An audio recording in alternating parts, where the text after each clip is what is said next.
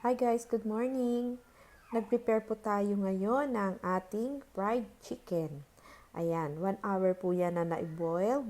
Pagkatapos, 1 hour din po yan na pinagpahinga. Opo, ibig sabihin, kailangan bigyan natin siya ng time na lumamig. At ito na nga po, pinafry na natin ang ating chicken. Ayan, continuous lang po at napakaganda na ng kanyang skin. Malutong. Ayan, natapos din ang ating fried chicken. Ayan, ngayon po ay atin na siyang tinitingnan kung ano yung quality niya. Alam nyo guys, ang sarap po ng ginawa ni Kuya Jess na fried chicken.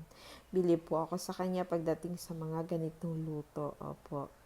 Although kami lang naman po ang kakain nito, pero syempre, pagka ito po ay inilagay na namin sa market, kailangan po good texture.